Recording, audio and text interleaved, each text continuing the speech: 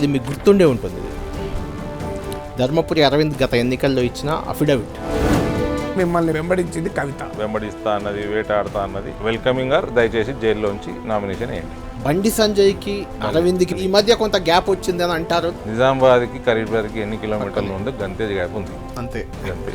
మీ బీజేపీతో అటాచ్ అయిన వాళ్ళంతా అందులోకి బయటకు వస్తున్నారు కేసుల నుంచి. Are you questioning the judiciary of this country?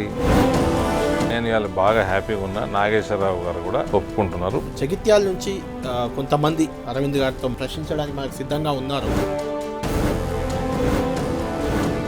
ఎందుకండి ఎన్నిసార్లు ఉంటారంటే జీవన్ రెడ్డి గారు కమిటీలో? ఇప్పుడు కాంగ్రెస్ పార్టీ 6 గ్యారెంటీలు అమలు కావంటారా? ఎక్కడ పోయినాయండి 6 గ్యారెంటీలు? సుష్మా స్వరాజ్ గారు పాలమూరు రంగారెడ్డి ఎత్తిపోతల పథకాన్ని జాతీయోదయ ఇస్తారు. అదేలా అయిపోయింది రాలే. ఒక్క కాగితం ఇయ్యాడు, ఆడిటింగ్ చేయనియాడు.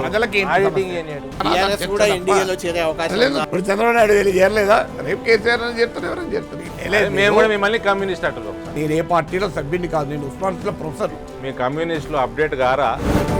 శ్రీలంకలో ఉన్న హిందువులకు న్యాయం చేయండి. సార్ ఆన్సర్ సరిగ్గా ఇస్తలేదు. చెప్పేది మీరు ఇంటలేరు. నేను మథుర శ్రీకృష్ణుడిది కండువ వేసుకొని తిరుగుతున్నాను. నేను జై శ్రీరామ్ వేసుకొని తిరుగుతలేను. నిజామాబాద్ బీజేపీ ఎంపీ అభ్యర్థి అరవింద్, ప్రొఫెసర్ నాగేశ్వర్లతో ఓపెన్ డిబేట్ రాత్రి 7 గంటలకు. Watch on 10 TV, the unbiased news channel.